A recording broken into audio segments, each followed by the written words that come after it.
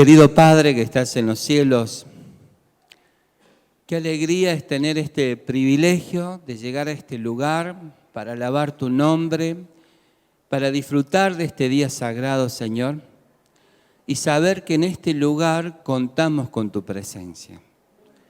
Por eso queremos rogarte que nos permitas depositar en ti todas nuestras luchas, nuestras pruebas, que tú puedas abrazar a cada uno de los que estamos acá y hoy a través de tu palabra, háblanos, Señor, y transforma nuestra vida. Colocamos este culto en tus manos poderosas y toda nuestra vida. En el nombre de Jesús, amén, Señor. Amén. Feliz sábado. Soy inquieto, así que el de la cámara va a sufrir conmigo, pero voy a tratar de... Un saludo a los hermanos que nos ven por la transmisión. Gracias, hermanos, por esta oportunidad. Han corrido un poquito el horario porque tenemos otra actividad en otro lugar y estamos viajando y depende de si el predicador es largo, corto, ¿no? Pero gracias por el cariño, el afecto que nos están dando. Y hoy es un día muy especial en Argentina y en Sudamérica porque se celebra más amor en Navidad. Así que hay muchas actividades en algunos lugares. He visto recién el espacio que ustedes tienen acá para ayuda urbana y eso me alegra ver. Y sabemos que estamos en una época difícil en nuestro país y está bueno saber que la iglesia tiene atención por aquellos que están pasando necesidades, ¿no? Esta va a ser una época en la que quizás como iglesia vamos a tener que ser más protagonistas para ayudar, para acompañar a las personas, pero también suele ser una buena oportunidad para predicar el Evangelio, ¿no? Es como que el ser humano cuando cree que maneja todo se olvida de Dios, pero cuando ve que se le desmoronan las cosas, se empiezan a acordar de Dios, ¿no? Así que estemos atentos porque estoy seguro que cada uno de ustedes va a recibir personas al lado que van a necesitar ser una luz, como recién nos explicaban ahí los chicos, ¿no? Bueno, hermanos, estamos empezando una nueva etapa en nuestro caso personal, así que espero que podamos vernos un poquito más seguido. Y tenemos muchos anhelos de parte del equipo pastoral. Estamos ya pensando en el año que viene, ¿verdad? Y estamos organizando actividades. Y una de las cosas que ustedes van a escuchar por ahí con los pastores y demás, que estamos más enfocados en hacer evangelismos y también de ayudar a que el sábado de tarde sea una oportunidad donde como iglesia tengamos el hábito de tener tardes misioneras. ¿Está bien? No sé si hay algún adventista de hace muchos años atrás, pero ¿se acuerdan cuando los sábados nos juntamos a la tarde y por ahí con la escuela sabática o por grupos misioneros y algunos hermanos iban a visitar a los que no venían, otros hermanos iban a los hospitales, otros salían a dar estudios bíblicos, ¿no? Yo vengo de una iglesia y el pastor Roberto también, que el sábado a la siesta nos juntábamos, orábamos y medio que había más gente a esa hora que incluso el sábado a la mañana, ¿no? Y salíamos todos en los barrios a trabajar, cada uno de acuerdo a sus dones, y cuando volvíamos, veníamos todos transpirados a la sociedad de jóvenes, ¿no? Y cantamos y contamos testimonio. Eso es un poquito lo que queremos recuperar. En algunos lugares lejos de acá, el sábado pasó a ser un sábado medio turístico, un sábado de descanso, tipo un feriado, digamos, ¿no? Pero había una frase que usábamos en Córdoba, Roberto, no sé si te acordás, los ancianos de iglesia nos retaban a los pastores. Ustedes nos han mentido con lo del sábado. ¿Por qué? 6 días trabajarás y el 7º reventarás, decían ellos, ¿no? Porque el sábado era un día que reactivo, ¿no? Y la verdad que eran los momentos más felices. Y sentimos, mis hermanos, que Cristo viene pronto y tenemos que ser una iglesia más enfocada en la misión. ¿Qué opinan ustedes de esto? ¿Están de acuerdo? Saben que uno de los lindos recuerdos que tengo es que mi papá me sacaba, ¿no? Me sacaba a dar estudios bíblicos. hacía su siestita, no vamos a negar que la siestita también es sagrada, la siestita del sábado. Pero tipo 4 nos levantaban, ¿no es cierto? Y íbamos a visitar esas tardes calurosas, ¿no? Y de pronto llegamos a la casa de un hermano que no podía ir a la mañana, hacíamos una oración, ¿verdad? Mi papá me decía, Iván, vos no faltes. Un día me llevó con 40 grados de fiebre a la iglesia. Y usted me dice, ¿por qué, papá, así tan...? Lo que pasa es que cuando uno se enfermaba, te caía toda la clase de escuela sabática, dice. Si vos no vas a la iglesia, va a venir toda la clase. Y nos van a comer todo, decía él. Porque primero pasaban por la heladera y después iban a la pieza, era así. ¿Qué les parece pensar en volver a eso? ¿Cuántos están de acuerdo de eso? ¿Amén? Ese es un poquito el énfasis que vamos a tener el año que viene, ¿está bien? Así que les confieso que vamos a tener muchas actividades. Necesitamos un pueblo que esté más en la calle. Necesitamos una iglesia que esté más pisando las veredas que estar tanto dentro de un templo. Porque la gente de hoy ya no nos ve, no les atrae el templo, no les atrae, aunque tenemos que tener lindos edificios, no ganamos a la gente de eso. La gente necesita abrazos, necesita presencia, necesita estar al lado de ellos. ¿Creen en eso ustedes? Así que estamos orando por eso, ¿está bien? Y por eso que quiero compartir con ustedes una historia bíblica que en mi vida personal se transformó en una bisagra, en una historia de esas que te cambian, ¿no? En mi ministerio fue un reenfoque que tuve que hacer cuando analicé mejor este pasaje de la Biblia. Me estoy refiriendo a Lucas capítulo 5, que de paso, en la cronología bíblica, este también es un momento de bisagra en el ministerio de Jesús. ¿Está bien? Esto ocurrió en el año 29. Es una historia muy conocida.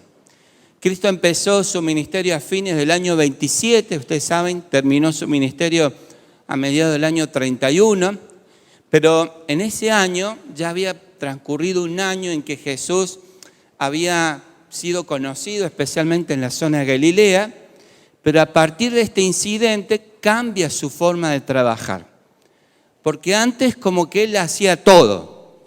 Pero a partir de este incidente empieza como a reclutar las personas que después se iban a transformar en sus apóstoles, en sus discípulos. ¿Está bien?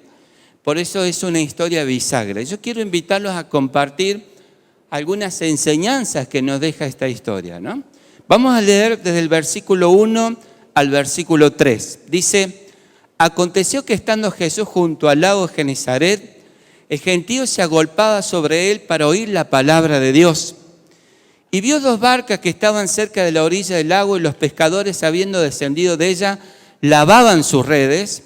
Y entrando en una de aquellas barcas, la cual era de Simón, le rogó que la apartase de tierra un poco, y sentándose, enseñaba desde la barca a la multitud. ¿Está bien?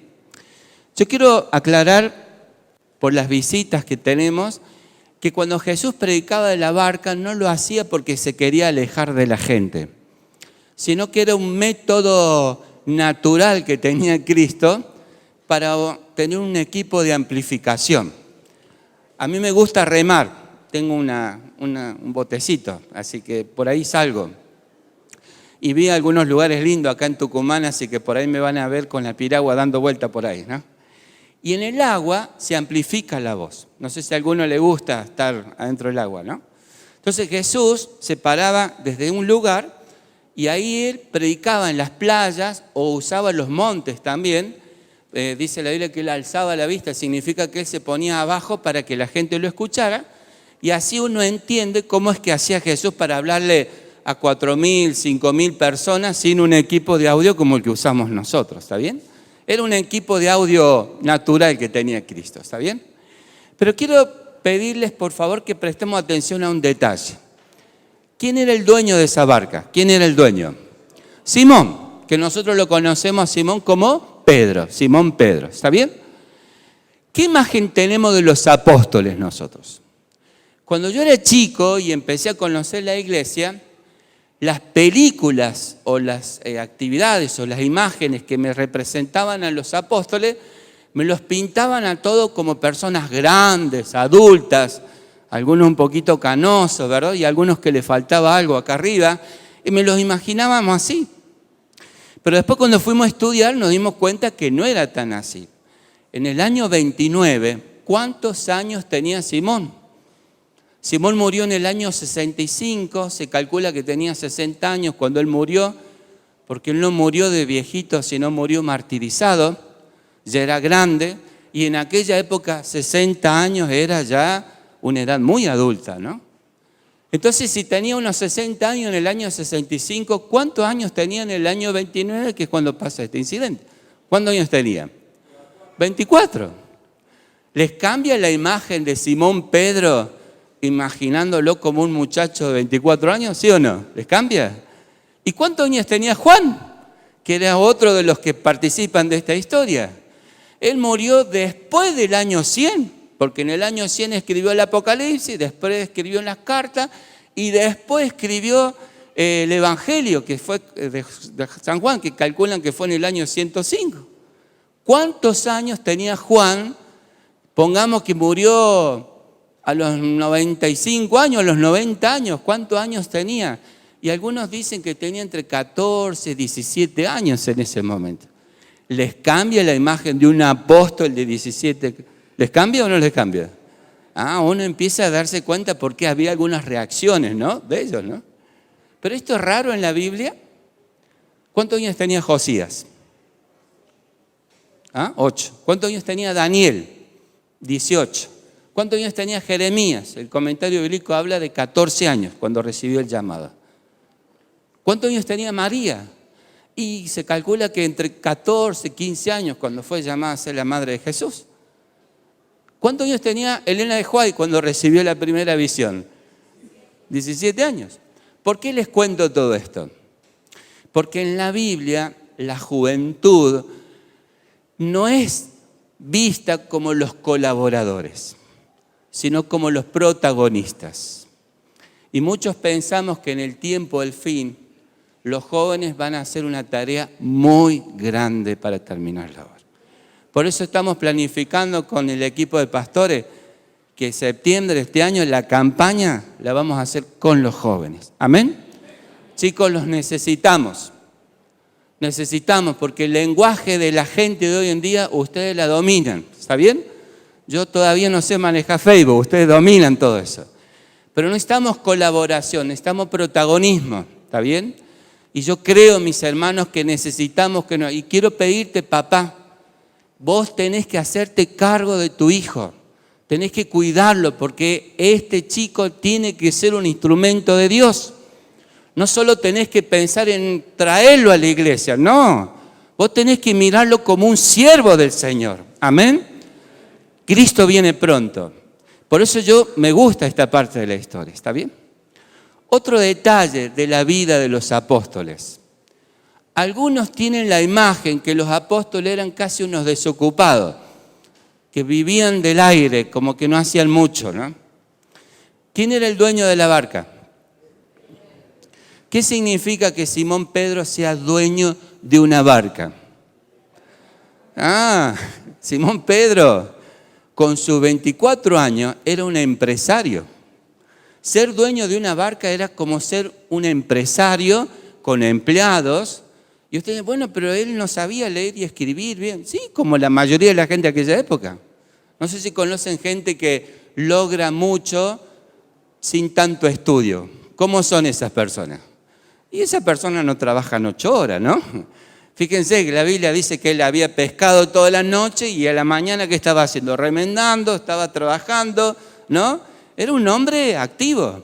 Él había nacido en Betsaida, después se había ido a vivir a Capernaum. El capítulo anterior dice que era dueño de una casa. O sea, era un hombre que con 24 años ya había logrado mucho. ¿Con qué? Con mucho esfuerzo. ¿Saben qué he descubierto? Que a veces no es que Dios busca a los que les sobra el tiempo. Muchas veces Dios convoca a las personas que también están muy ocupadas. Porque Dios no es que busca a quien le sobra, sino que Dios busca al que tiene disposición. ¿Creen en eso? Entonces, mucha gente dice, no, pastor, yo no tengo tiempo para servir en la iglesia, estoy muy ocupado. Y bueno, pero si vos tenés disposición y querés, Dios te puede usar de una manera especial. ¿Amén? Ahora, el propósito de estudiar esta historia es preguntarnos, ¿por qué Dios lo eligió a Simón Pedro? Dios acá lo empezó a escoger y yo muchas veces me he preguntado, Señor, ¿qué viste en Simón Pedro para decir que lo vas a convocar? Y hay 3 detalles que presenta esta parte de la Biblia. Hay muchos más, pero quiero hoy pensar en 3, que a lo mejor nos puede llevar a reflexionar a nosotros de cómo Dios nos puede usar. ¿No han sentido por ahí el deseo de que Dios los use de una manera especial? ¿No sienten el deseo de que de pronto Dios haga cosas en su vida? Y quiero decirles que esto no es solo para los pastores. Todo miembro de la iglesia puede ser un instrumento poderoso en la mano de Dios. ¿Amén? Solo que estas 3 características yo las he visto reflejadas en esos hermanos especiales que Dios los usa. Y yo quiero invitarlos a pensar que a lo mejor Dios, a través de esto, te está haciendo un llamado para que el Señor te use de una manera especial. ¿Amén? Dios lo había llamado antes a Pedro, antes lo había llamado para que lo siguiera Jesús. Pero un año después, que es ahora, le va a hacer otro llamado. No solo a seguirlo, sino a servirle, sino a ser un instrumento de Dios. Este fue el segundo llamado que recibió Pedro. Y yo creo que si Dios te trajo hoy acá, es porque este segundo llamado también es para vos. ¿Amén? ¿Por qué lo eligió a Pedro? Versículos 4 y 5. Después de la predicación, empieza el proceso del llamado a Pedro, ¿no? Dice, cuando terminó de hablar, dijo a Simón, boga mar adentro y echad vuestras redes para pescar. Respondiendo Simón le dijo, maestro, toda la noche hemos estado trabajando y nada hemos pescado. Imagínenselo con 24 años esta frase, ¿no? Si fuera cordobés, Simón diría, maestro, toda la noche, vos serás buen carpintero, pero de pesca, ¿no? Hemos pescado a la noche, no nos fue bien, de día menos. Y dicen que el mar de Galilea es agua clara, peor todavía. Pero después de hacer esa reacción, ¿qué dijo? Más en tu palabra, ¿qué cosa? ¿Qué nos dice de Pedro esta frase? ¿Qué nos dice? Y Pedro, aunque no la entendía la indicación de Jesús, e incluso no estaba muy de acuerdo, él tenía una actitud frente a la palabra de Jesús. ¿Cuál era la actitud de él? Él se sometía a la palabra de Jesús. Y yo creo que este detalle es muy importante que lo tengamos presente. Pedro era una persona sumisa a lo que la palabra de Cristo le indicaba. ¿Cómo sería hoy un Simón Pedro moderno? ¿Cómo sería? ¿Dónde está la palabra? ¿Dónde está? En la Biblia. Un Simón Pedro moderno sería una persona que diga, si la Biblia lo dice, lo voy a hacer. ¿Comprendemos esta idea? ¿Esto es importante? Sí. Estamos viviendo en una época en que la Biblia está siendo, usando un término actual, ninguneada. La mayoría de la gente que vivimos ya no ve la Biblia con autoridad. Solo lo ven como un libro de historia, de consejo, un libro moral, pero no un libro para asumirla como un libro que me indica, me define lo que es la fe. ¿Está bien?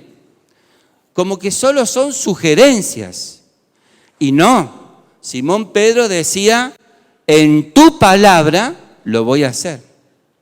Y esto es importante porque justamente hoy hay una de las palabras que ha ido cambiando en el sentido, ¿está bien? porque las palabras van cambiando, ¿no? Como acá hay muchos conquistadores, ¿se acordarán? Cuando el lema del club antes era el amor de Cristo me constriñe. ¿Se acuerdan cuando era así? Pero ahora, ¿cómo es el lema? El amor de Cristo me... ¿Por qué cambió? Porque, bueno, en la Biblia, ahí en 2 Corintios, capítulos 4 y 5, dice que Pablo dice, el amor de Cristo, pensando en él, dice, el amor de Cristo me constriñe pensando en su sacrificio, como que era el motor, ¿no? Pero en aquella época, estar con ese dolor era un dolor del corazón, ¿no? Pero si hoy un día un chico le dice a una chica, el amor por vos me constriñe, no va a quedar bien, ¿no? Porque el sentido de la palabra cambió. ¿Está bien? ¿Da? La palabra que cambió ahora es la palabra fe. Hace 10 años atrás, vos decías fe y todos entendíamos, confianza en Dios. Hoy en día la palabra fe se usa de una forma introspectiva. La fe es como una sensación, como una autoenergía. Vos tenés que tener fe para enfrentar las cosas, como diciendo tenés que tener ánimo. Por eso que hay mucha gente que cree que la fe es una emoción, una sensación, un deseo fuerte, ¿no? Y creen que esa es la fe. Pero la Biblia nos dice que no. La verdadera fe es una certeza, es una convicción que se sustenta ¿en dónde? En la palabra de Dios. La fe viene del oír y ¿de qué más? Entonces la fe no es una decisión como que, bueno, yo prefiero esto. No, yo no decido en qué tener fe. Yo decido aceptarla la fe. Decido abrazar lo que Dios me indica. Y una de las cosas por las cuales yo soy adventista es porque creo que esta iglesia decidió ser fiel a la palabra de Dios. Entonces yo sirvo a la palabra de Dios. Si la Biblia va para allá y el mundo va para allá, ¿de qué lado estoy? Del lado de la palabra de Dios. Amén. Y yo quiero aprovechar este momento para decirles, viene la época en la que todo lo que te rodea va a atacar tus convicciones. Tus convicciones no tienen que estar aferradas al mundo o a tus emociones. Tus convicciones tienen que estar aferradas en el sustento que te da la palabra de Dios. Por eso Pedro, aunque sus emociones, sus ideas personales los llevaban a decir, no hay que pescar, ¿qué hizo Pedro? Renunció a eso y se sometió a la palabra. En tu palabra voy a hacer. Un día me tocó enseñar la Biblia a un hermano en Santa Fe. Estaba estudiando. En aquella época a ese hermano le gustaba pescar tanto que se iba a las islas del río Paraná y ahí pasaba una semana y vivía de la pesca. Y a mí me tocó enseñarle a esa persona Levítico 11, que hay peces que se comen y no se comen. ¿Ustedes saben lo que es para un cordobés enseñarle a un santafesino cuáles son los peces que no se comen? Nosotros los cordobeses conocemos la mojarrita. Ellos conocen un montón de peces. Nosotros hablamos del gran río Suquía. Para ellos es un charco. Él estaba acostumbrado y yo me asusté cuando dijo este hombre, cuando lea la Biblia se me va a asustar. Entonces busqué por internet, saqué fotos de los peces, ¿no? Porque usted sabe que tiene que tener escamas, aletas, ni los conocía yo los peces. Saqué fotos, ¿no? Y digo, tengo que estar preparado. Entonces le abrí la Biblia y él empezó a leer Levítico 11 y yo vi que empezó a fruncir la frente y yo dije, acá este hombre se está desanimando. Entonces cuando terminó de leer el texto y empezó como a quedar pensativo, yo agarré todo en las fotocopias que había sacado, le puse fotos de peces, de todo. Y el hombre me miró y frunció mal la frente, ¿no? Y me dice, ¿qué está haciendo, pastor? Y yo le expliqué, soy honesto, le digo, mire, yo tenía temor que este versículo le cause, entonces traté de explicarle de una forma científica por qué esos peces no se pueden comer y por qué no. Y soy honesto, hasta ahora no entiendo muy bien, pero ahí traté de explicarle algo. Y el hombre me miró y dice, pastor, ¿pero por qué? ¿No dice la Biblia que no hay que comer? Sí, ya está, pastor, ya está. ¿Comprenden lo que quiero decir? La Biblia dice sábado, ya está. La Biblia dice que Jesús va a venir en las nubes de los cielos, ya está. La Biblia dice que va a haber resurrección, ya está. Ese es el pueblo de Dios. Y por eso soy adventista, porque nuestra iglesia se somete a la palabra de Dios. ¿Cuántos de ustedes creen que es importante ser un pueblo fiel a la palabra de Dios? ¿Cuántos creen eso? ¿Amén? Amén. La segunda característica, versículo 6, dice, habiéndolo hecho, encerraron gran cantidad de peces y la red se rompía. A veces la Biblia es reiterativa. Pastor, si el versículo 5 dice que Pedro lo iba a hacer, ¿por qué el versículo 6 dice habiéndolo hecho?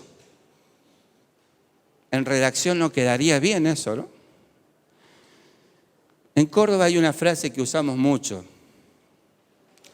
Del dicho al hecho. ¿Y cuándo usamos esa frase, pastor? Allá esto pasa en Córdoba, no pasa acá en Tucumán, ¿no? ¿Cuántos van a venir? Todos, León. Pero la hora de... ¿Está bien? Yo sé que ustedes no tienen ese problema acá, Raúl, ¿no? ¿Comprenden lo que quiero decir? La Biblia está destacando que Pedro era una persona que cuando decía que iba a hacer algo, ¿qué pasa? Lo hacía. Y esto es importante. ¿Saben, mis hermanos? Una de las cosas que estamos descubriendo muchos de nosotros en nuestra propia experiencia es que no es suficiente ser un cristiano que dice, como que tenemos que llegar a ser un poquito más, ser de los cristianos que hacen. Yo puedo comentar algo breve, pero que quede entre nosotros. ¿Puede ser? Yo sé que ustedes no son de andar comentando esas cosas. Y les pido a las visitas que se tapen los oídos. ¿Puede ser? Solo es para los adultos. ¿Saben cómo nos ven afuera a nosotros? Los que hablan de nosotros, ¿saben qué dicen de nosotros? Los adventistas saben mucho. Pero, ni los conocen. ¿Saben cuál es la iglesia menos conocida en una cuadra? Se han hecho estudios y han preguntado a los vecinos, ¿cuál es la iglesia que la gente conoce menos en la misma cuadra donde están instalados nuestros templos? Adivinen.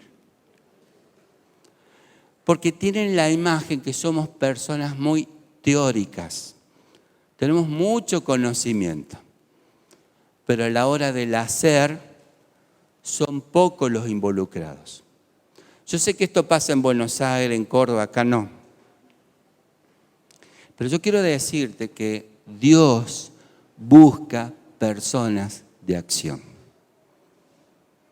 No me da el tiempo ahora, pero hay muchos pasajes y comentarios bíblicos donde dice que los primeros cristianos entendían que no era suficiente ser alguien de buen testimonio. Yo he escuchado a muchos hermanos que dicen, no, pastor, yo soy un adventista que soy bueno, me porto bien, guardo el sábado, esa es mi forma. No es suficiente. No es suficiente.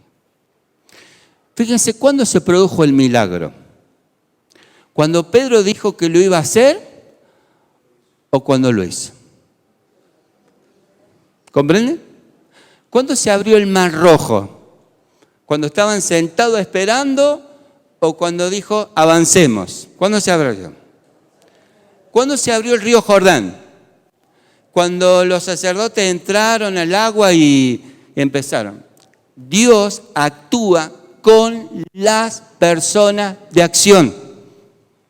Todos los milagros que nosotros escuchamos que pasan en la iglesia son de personas que actúan, que trabajan. Porque para la Biblia la fe sin obra es... Y yo creo que el Señor nos está despertando en eso, ¿no? La pregunta es, ¿qué estás haciendo por Cristo? ¿Qué estás haciendo por los demás? Yo creo, mis hermanos, que los adventistas tenemos que entender que un adventista no es solo una persona que cree en la venida de Jesús. No. Un adventista es una persona que está comprometida con la segunda venida de Jesús. Esta iglesia, la iglesia adventista, es una iglesia que surge en un tiempo profético, con un mensaje profético y con una misión profética. Esta es la iglesia que va a terminar la obra. Por lo tanto, los que somos adventistas sentimos el compromiso de hacer algo para que Cristo venga pronto.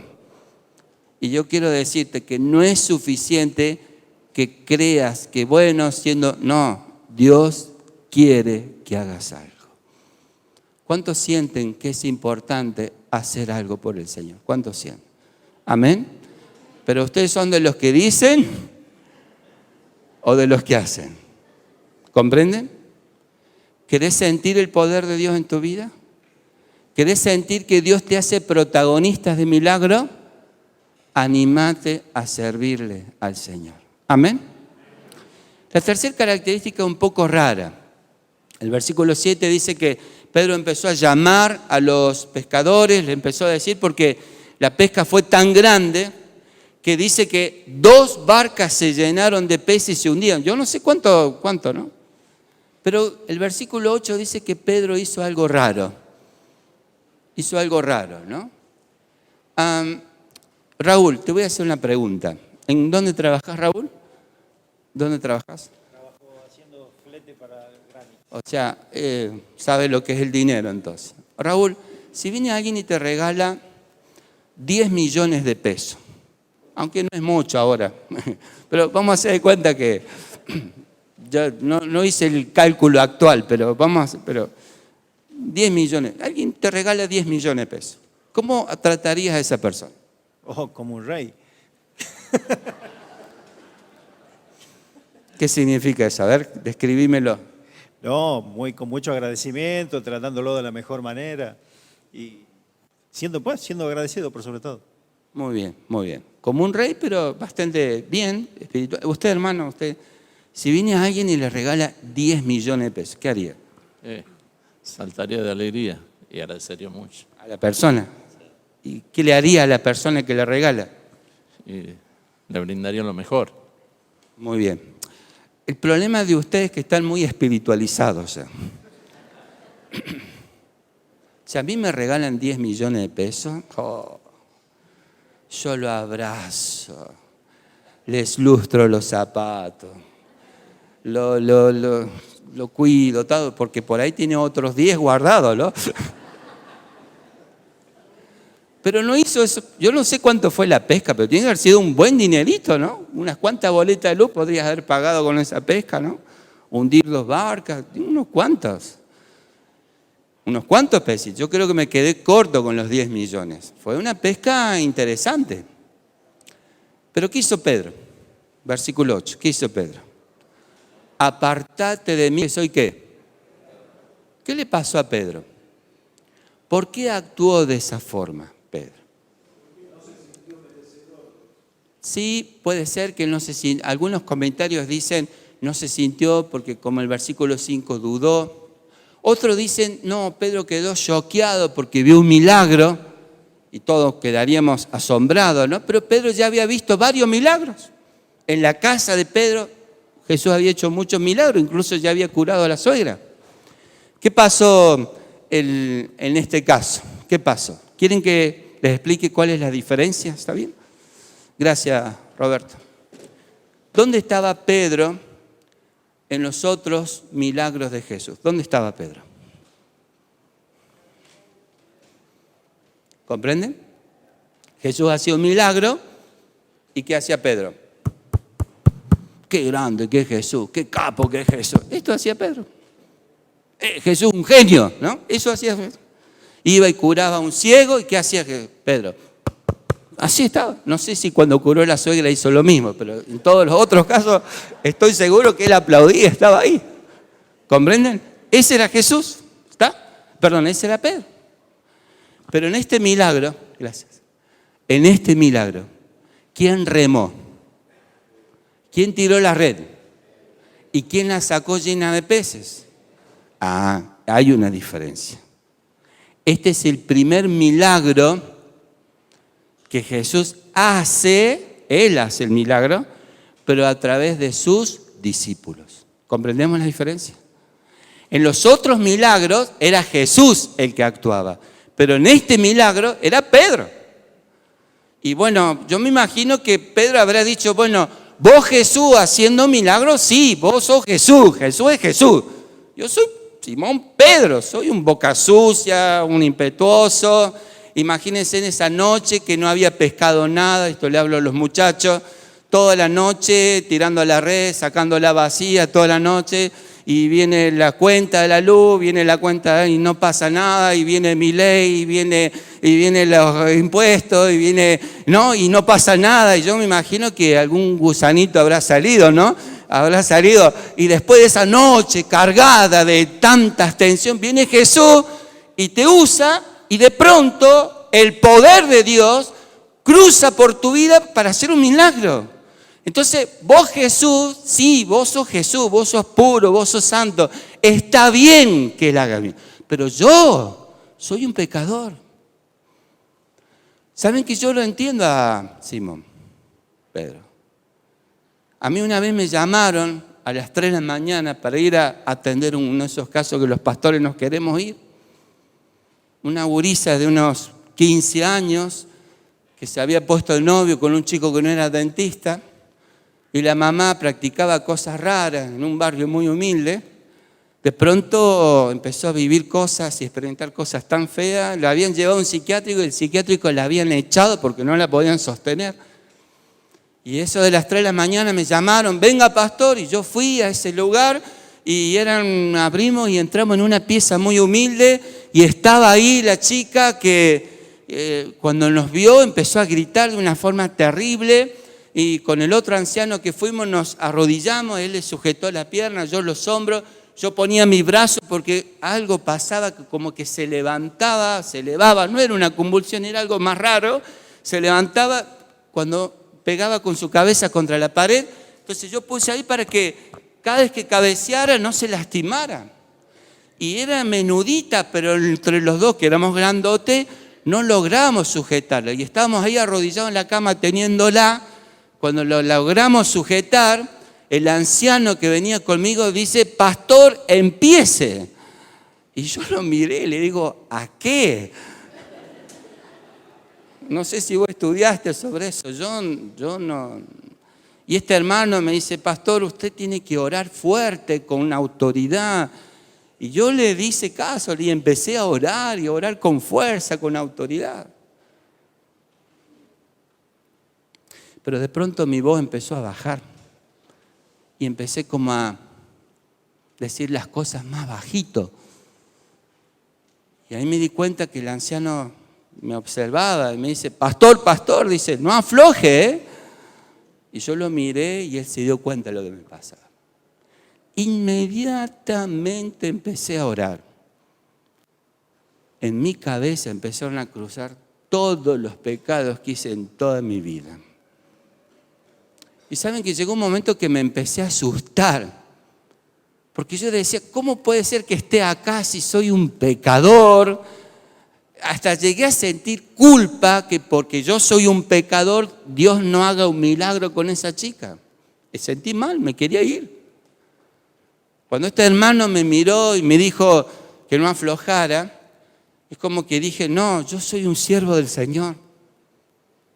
Y en ese momento oré por mí y le dije, Señor, yo quiero que yo estoy acá no porque decidí, vos me trajiste acá, entonces salvame.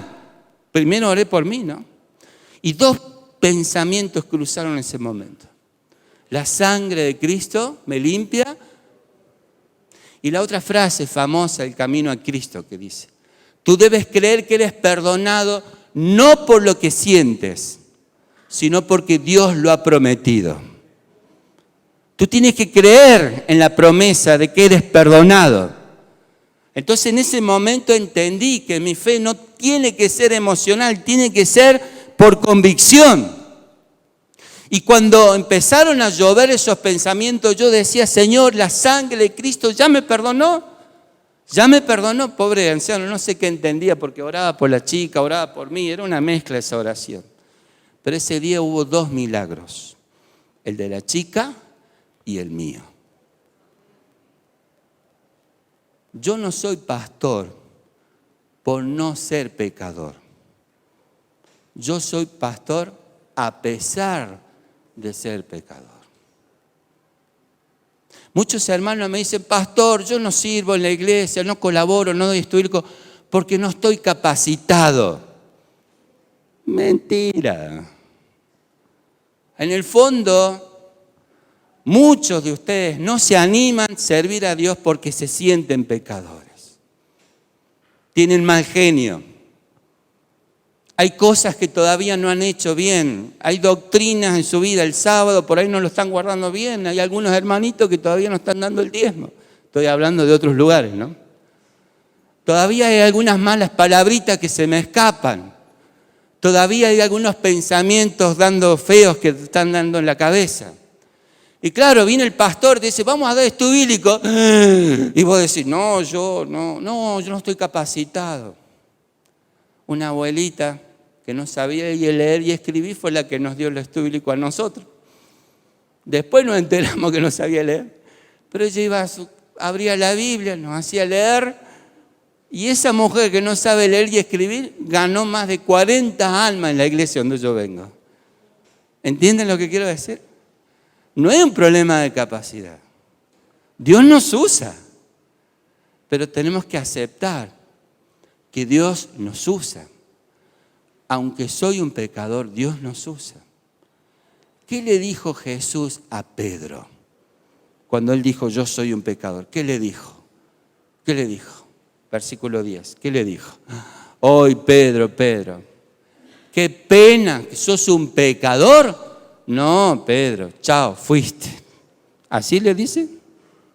Uy, Pedro, yo tenía ilusiones de que vos vas a ser un gran siervo de Dios, pero como me decís que sos un pecador, chao, Pedro, no te quiero ver más. ¿Así fue la respuesta? ¿Qué le dijo? ¿Qué le dijo? No temas. Esta es una de las frases más lindas de la Biblia para mí. No temas. Imaginen la escena. Cristo, el Hijo de Dios, mirando a un pecador como Pedro, todo atemorizado, y que le dice, Señor, soy un pecador, pero ¿qué le dice Jesús? No temas. Yo daría todo para que Jesús me diga a mí, Iván, no temas. Pero ¿saben qué? Esta mañana cuando oré, yo le dije al Señor que los que escuchen el tema de hoy, que vengan acá, sepan que el no temas de Simón Pedro también va a ser para nosotros. Así que si Dios te trajo a esta reunión, Dios quiere decirte que ese no temas también es para vos. Amén. Pedro, no temas. No temas. Yo no sé si Pedro ese día entendió lo que significa el no temas. Pero cuando lo vio crucificado a Jesús, ahí se dio cuenta que lo que Jesús le estaba diciendo, Pedro, de tus pecados, no te preocupes. Yo me voy a hacer cargo de tus pecados. ¿Entiendes? La tercera característica de Pedro es que él aceptó el amor y la salvación de Jesús. Cristo odia el pecado, pero ama al pecador. ¿Entendés? Y él lo entendió en su propia vida. Él se sentía indigno, pero de pronto encontró un Dios que lo amaba y que iba a morir en una cruz por sus pecados. Cuando uno siente eso en el corazón, ¿se puede quedar callado? Por eso, ¿cómo termina el versículo 10? ¿Cómo termina el versículo 10? Desde ahora, Pedro, necesito que alguien como vos, que se someta a la Biblia, que se anime a ser una persona de acción y que entienda el amor de Dios, se transforme en alguien que salga a buscar a los otros. Ese impulso, dice Elena White, Dios lo coloca en todos los que aceptan el amor de Dios. Todos los que sienten el amor de Dios no se pueden quedar callados, sienten inmediatamente la necesidad de compartir esto con los demás. Así que si vos aceptaste el amor de Dios, no dudes que cuando vos sentís que hay una persona que necesita saber de Dios, Dios está colocando ese impulso en tu corazón. ¿Amén? ¿Comprendemos las tres características? Creer en la Biblia, en su palabra, ser de acción, pero aceptar el amor de Dios. ¿Cuántos de ustedes hoy quisieran decirle, Señor, yo quiero ser un instrumento de salvación? ¿Cuántos quisieran decirle eso? ¿Saben por qué estoy predicando esto? Porque creo que Jesús viene pronto. No es suficiente ser un adventista que asiste a una iglesia. No es suficiente ser un miembro que estudia la escuela sabática en su casa y ora y... No. ¿Es importante eso? Sí. ¿Es necesario? Sí. Pero ya tenemos que pasar al otro nivel. Al nivel de ser miembros, instrumentos de Dios. Miembros discípulos, ¿no? Y este fue el segundo llamado que Jesús le dijo a Pedro. Pedro, está bien, ya escuchaste el sermón, todo, pero ahora Pedro, vamos Pedro. Vamos a ser instrumento de Dios. Vamos a irnos al lago. Vamos a salir afuera. Vamos a salir.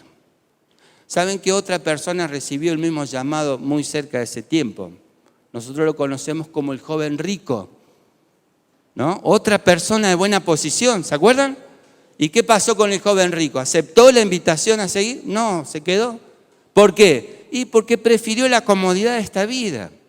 ¿Dónde está el joven rico ahora? ¿Dónde están sus casas? ¿Dónde están sus joyas? ¿Dónde están sus títulos? ¿Dónde están sus logros? ¿Dónde está él? ¿Qué fue de él? No existe. No tiene ni eternidad. Pero Pedro ese día tomó una decisión. El versículo 11, ¿qué dice? Dejando todo, ¿qué hizo? Lo siguió. Y esa es la clase de adventista que necesitamos ser hoy. Adventistas que entienden que estamos viviendo el tiempo del fin. Adventistas que entienden que es hora de ser miembros, instrumentos de Dios, en donde el poder de Dios nos va a usar para llevar la salvación a otros. Esa es la clase de miembro que Dios está convocando. Y yo quiero hoy, en el nombre de Jesús, invitarte que seas un miembro fiel a la palabra de Dios, que seas un miembro activo, dispuesto a trabajar por la salvación de otro, para que le cuentes lo que produce el amor de Cristo en tu vida. Solo eso. Y te vas a sorprender, porque el poder de Dios va a actuar a través de ti. Amén. ¿Cuántos creen en eso? ¿Creen? ¿Cuántos quieren hacer ese compromiso ante el Señor? ¿Saben? Un himno que me fascina es el 169. Cuando suenen las trompetas. Dicen que Jaime White cantaba mucho ese himno cada vez que predicaba. No sé si conocían esa historia. Y él la cantaba y era su forma de como estimularse, ¿no? Ustedes saben que los pastores antes de pasar a la plataforma tenemos nuestros tips, ¿no? Algunos toman agua, otros así, ¿no? Porque los nervios nos llevan, ¿no? Como los jugadores de fútbol que se preparan, ¿no? Jaime White cantaba. Y dicen que cuando él pasaba por el pasillo cantando, cuando suenen las trompetas, todos sabían que venía un mensaje poderoso de la segunda venida de Jesús. Yo no tengo ese don, pero quiero decirte que creo que Jesús viene pronto. Por eso la iglesia que visualizo es una iglesia trabajadora, Es una iglesia activa, es una iglesia que transpira, es una iglesia que siente el gozo de decirle al mundo que la palabra de Dios está vigente. Es una iglesia que el mundo observa y dice, mirá cómo se mueve esta iglesia. Es una iglesia que puede predicarle el amor de Cristo a los demás porque lo vive en su corazón. Y yo quiero hoy pedirte en el nombre del Señor que aceptes ser un instrumento de salvación para otra persona. Por eso vamos a cantar este himno ahora, cuando suenen las trompetas. Te pido por favor que lo coloques, ¿está bien? Pero hay una tercera estrofa. Hay una tercera estrofa que dice, trabajemos pues por Cristo pregonando su amor. Todos aquellos que quieren hacer hoy un compromiso de servir al Señor, yo les voy a invitar que cuando empieza esa tercera estrofa, se adelanten y le digan al Señor, yo quiero ser como Simón Pedro, quiero ser una persona fiel a tu palabra, quiero ser una persona que se mueve, quiero sentir el amor de Cristo en mi vida. ¿Se animan a hacer eso? ¿Está bien? Nos ponemos de pie y vamos a cantar juntos. Recuerden, la tercera estrofa va a ser el momento en que vamos a adelantarnos para hacer ese compromiso ante el Señor. Cantemos con entusiasmo, porque Cristo viene pronto.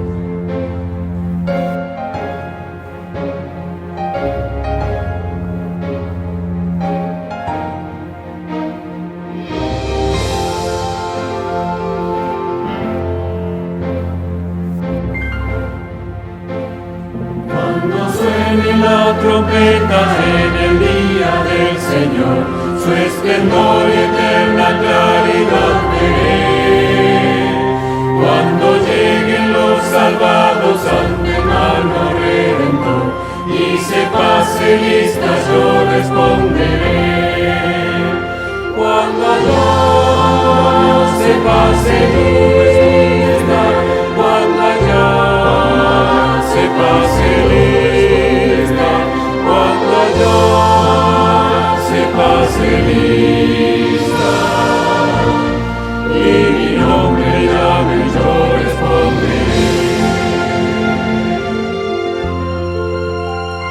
Resucitarán gloriosos los que duermen en Jesús, las delicias celestiales a gozar, y triunfantes entrarán en las mansiones de la luz.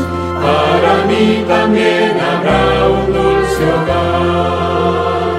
Cuando allá se pase lista, cuando allá se pase lista, cuando allá se pase lista, y mi nombre llame, yo responderé.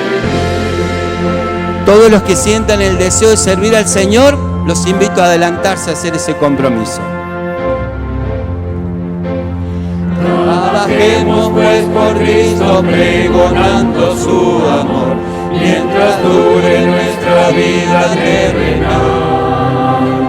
Y al fin de la jornada con los santos del Señor, entraremos en la patria celestial. Cuando allá se pase lista, cuando allá se pase lista, cuando allá se pase lista, y mi nombre ya entró responde.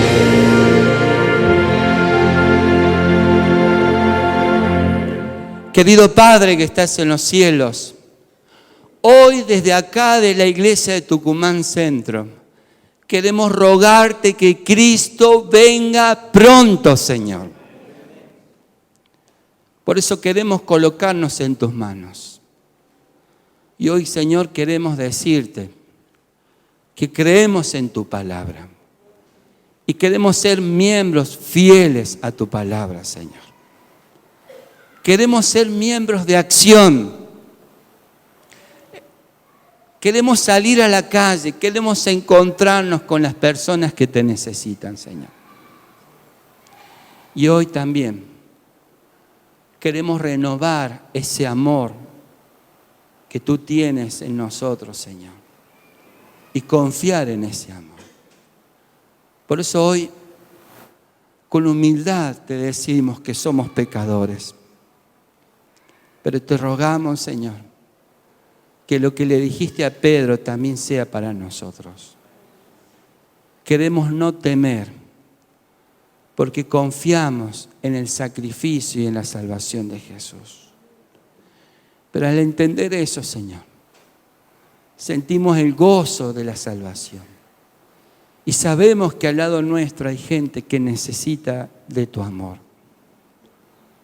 Úsanos. Que tu poder actúe a través de nuestro.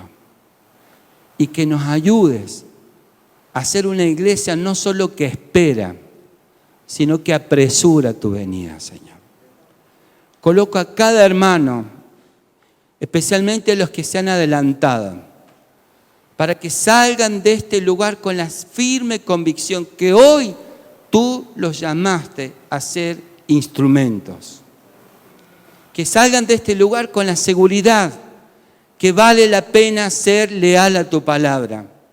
Que salgan de este lugar con la energía para trabajar para ti. Y que salgan de este lugar con la seguridad que cuentan con tu amor y tu perdón en sus vidas. Y que cuando tú vengas, no solo nos vas a abrazar a nosotros, sino a las personas por quienes nos usaste para que estén en el reino de los cielos.